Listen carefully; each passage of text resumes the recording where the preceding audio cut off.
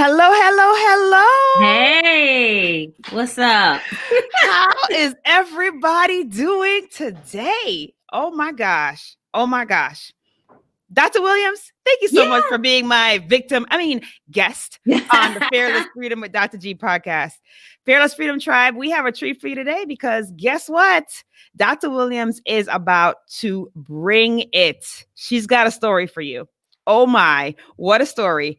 So, Dr. Williams, and they've been waiting for this. They have been waiting for this. They got the teaser where I said basically, this doctor went from the OR to the music studio, and they're like, what? What is that Right. about? What is that about? So you have to tell the Fearless Freedom Tribe all about you and what kind of awesomeness you are currently up to. Yeah, anybody who knows me personally knows that, they weren't too shocked to see me go from the OR to the music studio, but that's because music has always been a love of mine since I was a kid. And I wasn't somebody who entered medicine reluctantly, but I, like everybody else, just put my head down. Like once I decided, okay, yeah, I want to be a doctor, which is somewhere around high school or so, solidifying it. I kind of just put my head down. I went to UC Berkeley, I did the pre-med track and I tried to defect to music. I really did in my junior year, but came on back to molecular bio and put my head down and worked and just went through the prescribed path, right? You get into med school, got into UCLA, did all the training, but I was just miserable because I knew I really wanted to go to Berkeley School of Music at the same time that I applied to AMCAS. And I just wasn't brave enough to do that audition tape. And, the rest is history. Medical doors open and music doors seem to close. And so, I played mainly in churches for a while, like in college. That's how I paid my bills. So everybody who knew Wow. me, even in med school, I had a Hammond organ in my 1-bedroom apartment. So all my med school friends were like, what's that? So I was like, let me play you a little something. So, everybody kind of knew I loved music, but they thought it was just a hobby. Like, oh yeah, just play on the side, and I thought I could do that too. I tried, but as you know, I got married eventually. My husband's a musician as well. He Okay. plays drums.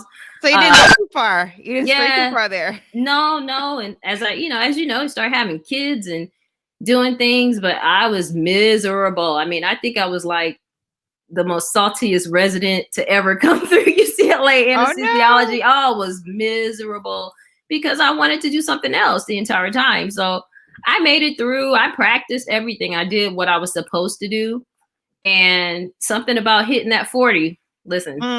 You know what? The 40s, I heard it like when I was younger than 40, which was a while back. I heard it. People were like, oh, when you turn 40, you feel so liberated. Like you just feel so free. And I'm like, come on, it can't really be like that. No, no, no, no. But it's for real. Oh, It it's is real. for It real. starts your friends, unfortunately, have some childhood friends that start to pass away, right? You Oh, start to see that stuff happen and you're like, okay, yellow, like, why am I on this earth? What am I here for? Right. It was through a lot of prayer and introspection. I knew I was supposed to make healing music for people. I knew that. But yeah, I was also a pain management doctor. So I would go do interventional pain and all those things. But at night, I would dream about music and songs and things of that nature. And it got to the point where I was like, okay, no more. I'm just not going to be miserable. And yeah, I wouldn't necessarily recommend doing it the way I did it because I feel as if I was led, by God to kind of jump off that cliff and say, listen, I'm going to do this. No safety net, etc. I'm not telling oh other people to wow. do that. Okay. All right. So that's talk about facing fear, y'all. that is Listen, I'm that's not telling other people to the do that. gauntlet right there. Woo. Right.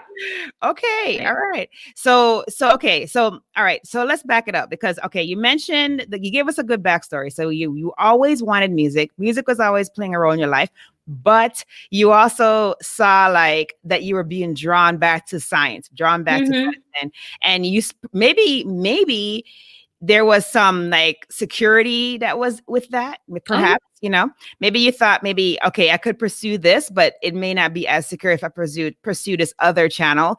And so that led you down there. And I mean, you went far. You literally went to medical school. You did an anesthesia residency. You practiced as an attending and you had to have done that for a number of years. Right. So I practiced as an attending for maybe 2 years, went back for a pain management fellowship, Okay, More wait. So, torture. so you went back for fellowship. Okay. Yes, All right. And then when you got done with your fellowship, you practiced obviously as a fellow trained pain management specialist. 5 more years. Yeah, just 5 more about. years. Mm-hmm. Wow. Wow. Wow. And then, so then was there like an epiphany that occurred? I mean, Yeah. was it that you were just in the office one day and you were just like, you know what? I'm not stepping into my purpose, or I'm not stepping into my Mm-hmm. dream here. Like there's something more. Is that how it happened, or was there a different story? That's exactly how it happened, but in a different place. So at one point, I left doing interventional pain and went back to the operating room, which was like learning how to ride a bike again. I mean, it's a Gotcha. totally different thing. And thank God my former boss, she's an amazing person. I mean, she worked with me, and all my colleagues were great. But I finally got to the point where I was getting sea legs in it. Like, okay, Gotcha. I feel Gotcha. comfortable, Yeah. Yeah. but I still wasn't really unhappy. So that Okay. was the tip off. Like something's not right here. And so I was absolutely driving up the freeway to go to work. Yeah.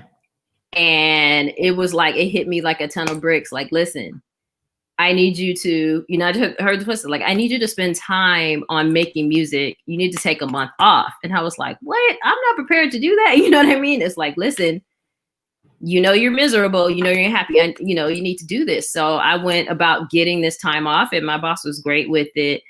And let's just say, long story short, like on my way out Yes. of doing this month, I had some, things happen at work and patient outcomes. And I was like, listen, that's just too much for me to bear here. It's the life and death stuff at the OR started to wear on me personally, and, things that have Oh yeah. accumulated. Oh yeah. And I was like, listen, I know I'm not supposed to go back to this. And man, when I tell you, it was so hard because the bank accounts just went like, right? Of course. Of And course. people are calling me locums. You know how they always like, Yeah. hey, we have something for you. And I just knew deep down I was not supposed to go back. And that's really literally what happened. One day I was in the operating room. The next day I was like getting up and writing songs and recording them in my home studio. And the rest has pretty much been history from there. Wow. And then you mentioned that your spouse is a musician. Mm-hmm. So is he like full-time a musician, or Mm-hmm. is he?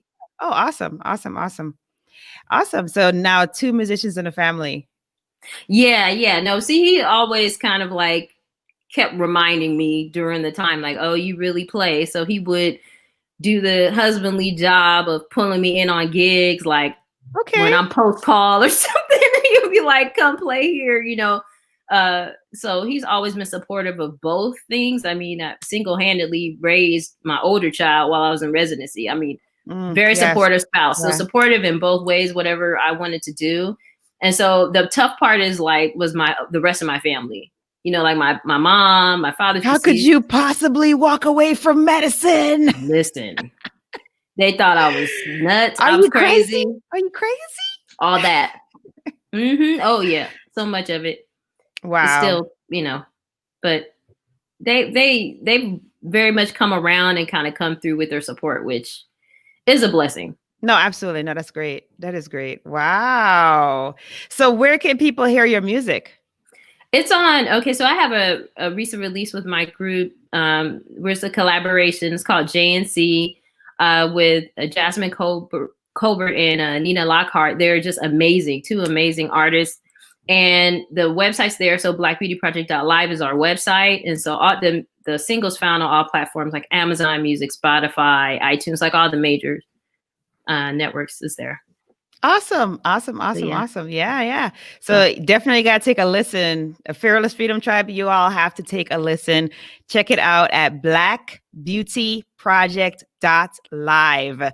Check out the sounds there. And Dr. Williams clearly brought it when she was in the OR, and clearly she brings it at the mic. So you have to check it out. Oh yeah. I have that's to. Awesome. That's awesome. It's about the beauty of Black people, and just with all the things that are going on, it's just pretty timely right now. So okay, awesome. So there had to be some level of fear that went into you saying, okay, yes, the door is opening for me to take a month off. I don't know what the future is going to bring, because obviously, like you described very amply, like most people who decide to make a decision like that, who are in a relatively lucrative, field, to just basically just walk away from it and do something completely different where there's uncertainty in the income associated with it. Now, there had to be some fear associated with that. Were you afraid or no? Very much so. I have 3 children. So listen, it's like being the majority breadwinner this whole time. It's like I had to kind of break past a lot of mindsets that said, you know what, this is what you're here to do. You're here. You have to take care of your family, but just feeling like you're just here only to work and make money.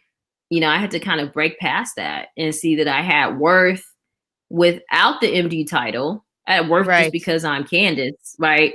And however I make my money in an entrepreneurial sense, in any other sense, like, that's separate. That's not attached to my worth and who I am. So, I mean, the fear and just like breaking a lot of bad mindsets that I just had to shed those mindsets. It just didn't serve me. Wow. And so how did you go about the overcoming of that? Because mindset is a very challenging thing to break through, get over, walk around. It's challenging because, it does take some deep work. Now, what kinds of things did you do to basically fortify your mindset? Right. So prayer was central for me, but I would really focus on, I read Bible, but then I read some other books that have to do with positive affirmations and mindsets. There's one book called This Thing Called You. Forget the author's name, but I really had to.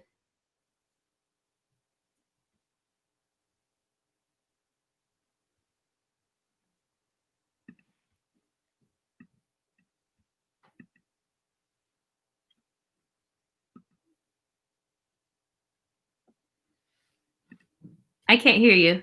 Yes, go ahead. You're saying that you really had to. Oh yeah, I really had to do a lot of positive affirmations and daily reminders of, okay, I'm going in a new direction. I can do this.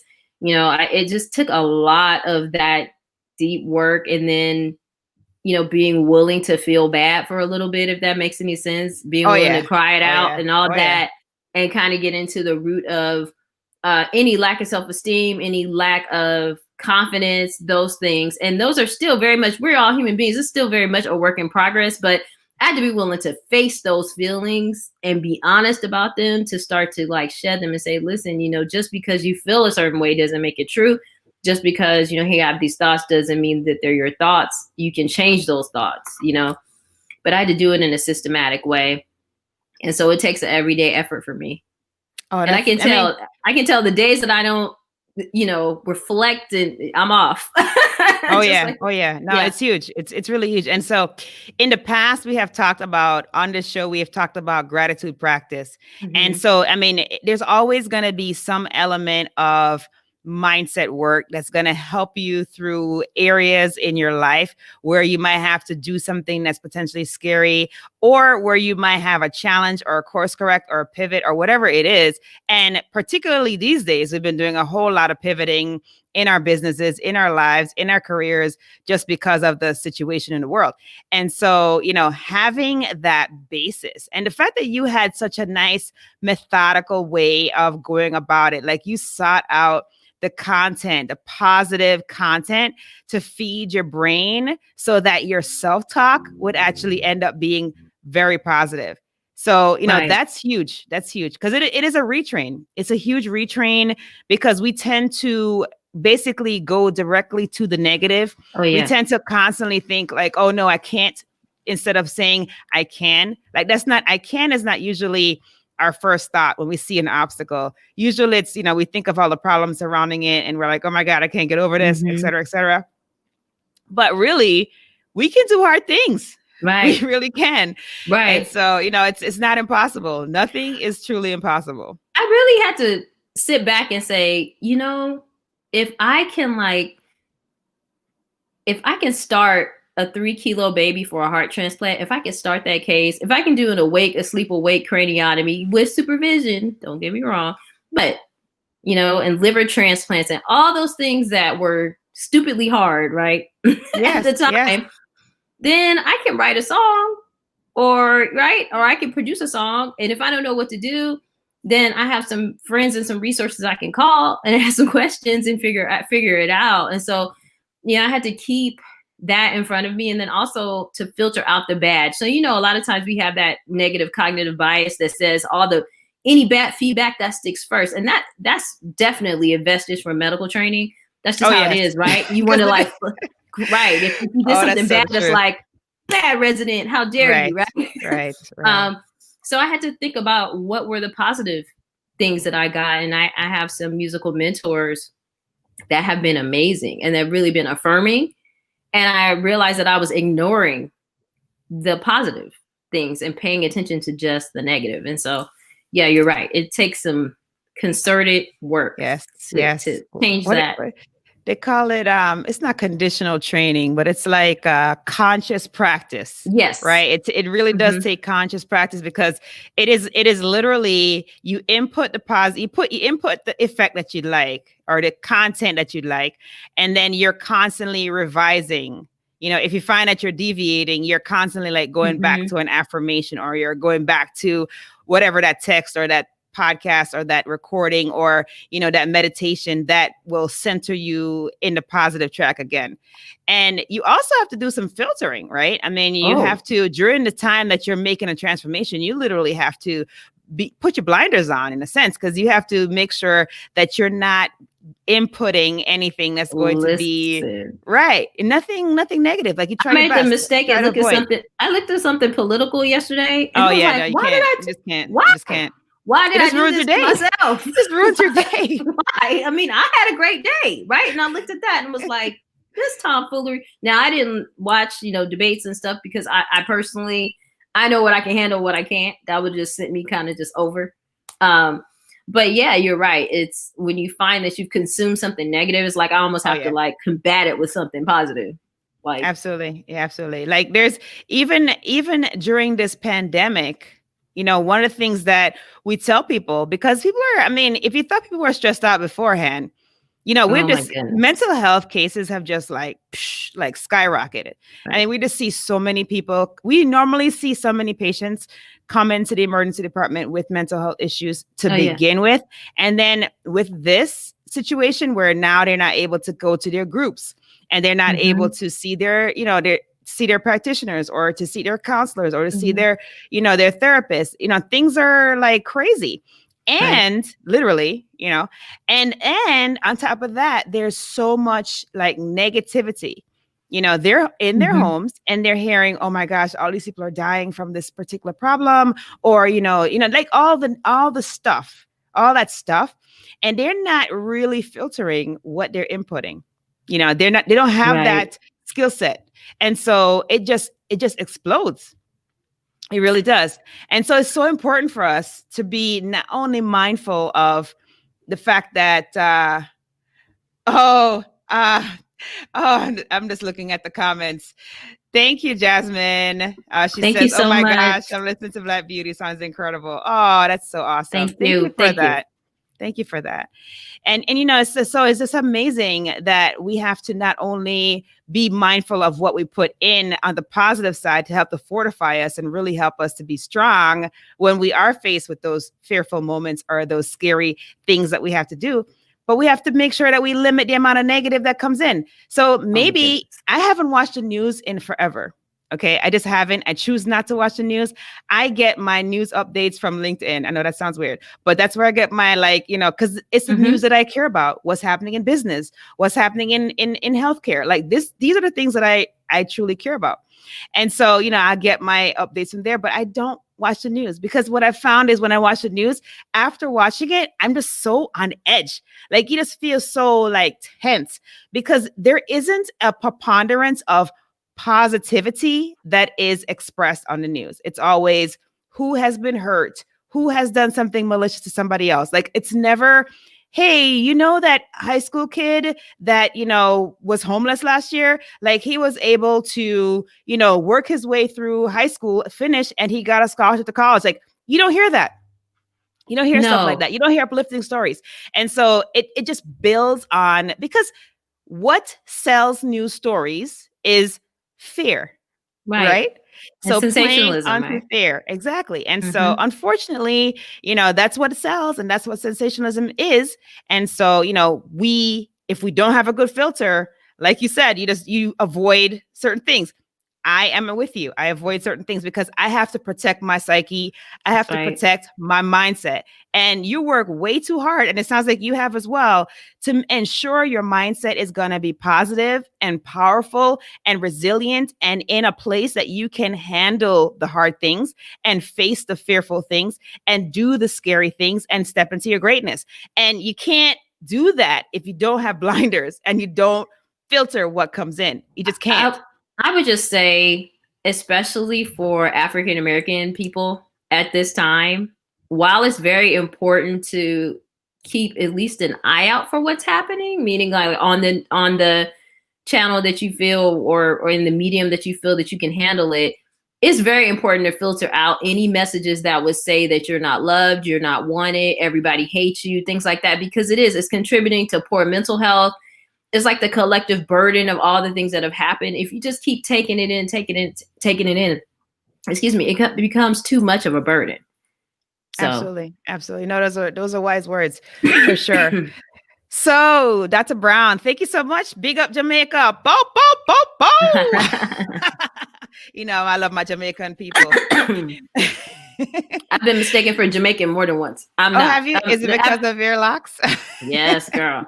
That's so funny. I'm African American from America. I've been called all types, everything: Puerto Rican, Jamaican, Dominican. It's like, no, I'm just. It's all good. Yeah, it is all good. It is It's good. great. It's all good. Absolutely.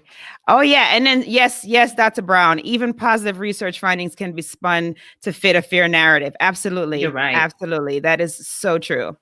So true. Oh, I heard the accident had to represent. She's making fun of my accent. Love you, girl. Oh my goodness. No, it's such an interesting thing, and to have this be an opportunity. I mean, so wait, you have to tell us, when did you make this transition? Was it this year? Well, it was actually it's pre-COVID. So September 2019 or so is when I stopped. And Okay. so I was like, I had that economic downturn before everybody was having it, pretty much.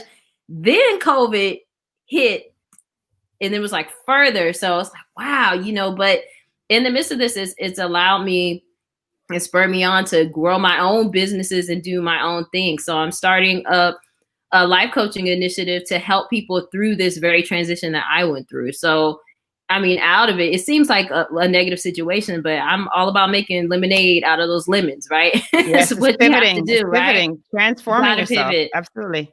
right? You got to pivot. But I gained a lot of things that I was wanting, and didn't realize. Like, I wanted to be home with my kids more because I missed a lot, in training and working, right? And I wanted to be able to semi homeschool them, and was applying for that like years before, knowing good and well I couldn't homeschool anybody. I was always working, right? And so this became like a forced upon situation, but I was happy for that. Yes. Yes. Now I wanted to be closer to my husband in terms of just him not commuting, me not commuting, us not seeing each other maybe an hour out of the day. Right. And now we are back around the table, and our family dynamics are a lot more tight. So it's been a lot of unexpected blessings out of the situation. Awesome. Awesome. It's funny because whenever there is a huge change, or whenever there's something tugging at you that's saying that this path that you have chosen is not the correct path, there's an alternate path.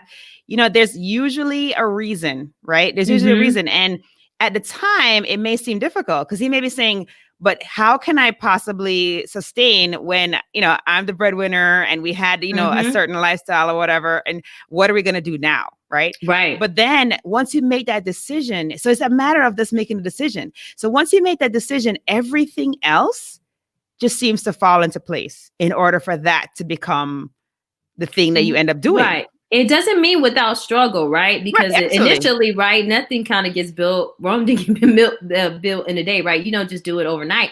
But even releasing music for me was a victory in that in September 2019, I opened Logic. I never used it before. Meaning I used it once in the studio, but not as a producer. And then to be able to, about a year later, release music, that was a milestone for me. And so now currently working on these projects and life coaching and all the other things that are coming in, it's just one of those things where the money eventually comes. It's like you have to kind of just believe in the mission and trusting that the money will come. And so from different sources, I have students that I teach them how to play piano virtually. I teach foster youth in person piano lessons. And I consider that like a job / outreach, right? So absolutely. A number of things that were unexpected kind of cropped up that all kind of aligned with this newer purpose. And don't get me wrong, I mean, I still get calls all the time. You know, I did locums not too long ago in pain management, but because COVID cases were rising in my area at the time, and I'm high risk for COVID, I was like, no, I know this is not, right. It wasn't sustainable. I did a few clinics and I was like, okay, just have to let this be. And, you know, and it doesn't mean that you can't pick it up at a later time because you don't lose the skill, right? I mean, it's like riding a bike. I mean, you can refresh and then basically get right back in the game. So it's not that you have completely like, you know, abandoned it. It's just something that you have put on a back burner to pursue. That's correct. I don't know how back of a back burner it'll be with time. That'll show. Right. But you know, I'm trying to keep my CMEs. Listen, you know about this struggle. Oh yes. The CME struggle is real. The CME struggle is real. Even when you're at academic center, the CME struggle is real. Listen. Yeah. So yeah, I'm trying to keep that part of it up. That's the struggle. Otherwise, I still have everything in place, but you know, I've just chosen to really change and shift my focus, right? From just, you know, helping people in the clinic to hopefully helping them through the music that I put out, helping them through life coaching and helping them kind of like transcend these barriers we put up. Because lots of times we find our identity in what we do, as you know, especially as physicians, it's like, oh, I went to, you know how that is. Oh, I know. It's not, you're not Charmaine Gregory. You are Dr. Gregory. Like, no, I am Charmaine Gregory. I've been Charmaine Gregory before, you know, wife, you know, all these things. So yeah. People do it all the time though. They'll be like, oh yeah, hey, Dr. Williams. And if we're outside of anything medical, I'm like, right. Excuse me, what did you call me? They're like, oh, Candice. Oh yeah. Yeah. So clinical setting, all good, but yes, absolutely. You know, just realizing that my worth is not tied in necessarily even music, right? I love it to the core, right? But it's I have worth because I'm human. Right. Indeed. And these are the core lessons that I'm learning. And I hope everybody during COVID learns that lesson and taps into their humanity and comes in touch with that. I hope we come away somehow personally better in the midst of all this chaos that's going on. Oh, yes. Yes, indeed. Indeed. That is, I mean, that's a huge lesson and a huge pearl that you just dropped right there, because I mean, it is so easy to fall into the trap of, oh my gosh, you know, like, woe is me kind of thing, and not look toward the future. And how are you going to come out of this better than you were before you entered it? And so, yeah, no, that's good. If you take this time to do some self-reflection, to really work on your personal development, you'd be surprised at the bounty that is going to be waiting for you on the other side of this crisis. So yeah, no, that's amazing. Amazing advice. Absolutely. And then Jasmine Bridges is saying that you're welcome, that your song feels like it's a healing song. Oh, that's wonderful. See, that's, for me, that's basically, that's the payoff, right? I'm here to make healing music. I know that's part of my God-given purpose. It took a while for me to accept that. But that's what I'm looking to do, is like, I want people to experience that healing in a way that's not me necessarily putting a needle in their spine. I'm just saying, that's what I used to do. Right. No, totally get it. Totally understand. And so now we have such an amazing participation from LinkedIn. I'm so encouraged. Oh, that's Thank great. you. Thank you for participating on LinkedIn, ladies. And so, you know, you mentioned that you are reachable on LinkedIn. So if those who are on LinkedIn, here you go. Here's Dr. Candice Williams' LinkedIn. Definitely look her up. connect with her, see what she's up to on that platform, reach out to her. And hopefully, you'll be able to see more of her and more of her work. That'd be Yeah, awesome. I'm excited about that. I'm in the works developing my life coaching course. It's called Living on Purpose. And man, I'm excited about that. So that's all in the works. And so yeah, I'm just excited. New things on the horizon, but all good things. Absolutely. Absolutely. Love that. Love that. Love it. Love it. Love it. Wow. So we have been chatting for 30 minutes. Can you believe that? No, it's like we just the time just goes by super fast when you're having zip. fun. When you're having fun, for sure. Mhm. And so we're at that point in the show where we do our tradition. So, Dr. Williams, are you ready for fill in the blanks? No. You're not But I'm gonna do Okay, well, but I'm gonna do it. I'm gonna do it anyway. That's honesty. That's honesty. I appreciate that. All right. Well, the first one is, to me, fearless freedom means Stepping out on faith when you don't know what's next, basically. okay. Not sure what's on the horizon, but just stepping out anyway. Love that. If I am fearless, I will. I will trust that all will be well in all circumstances and all things work for my good. Awesome. Awesome. And then last but not least, my battle cry is YOLO, you only live once. awesome. Thank you for spending time with us. I know that there's a time difference. You're in California, right? Yeah. Yeah. So there's a time difference between, my time and your time. So I appreciate you working with that and making it happen so that we could be on and be able to share all of the awesome things that you had to basically shower the Fearless Freedom Tribe with. So I appreciate that. And I know that there is going to be quite an influx of people going to and listening to the Black Beauty Project live and checking out the goods there. So thank you. Thank you. Oh, thank you for having me. I had a great time. Awesome. Have an amazing day. And listen, just FYI, Fearless Freedom Tribe, if you are listening or watching on Facebook, you know what to do. Friends always share amazing content with other friends. So I just need for you to go ahead and hit that share link and share this broadcast with a friend of yours or two. If you are on our YouTube channel, please feel free to go right over there in that corner and hit the subscribe button so that you will not miss any future broadcasts on the channel, because we appreciate you. We love you. And you need to just be brave, be strong, and unleash your greatness.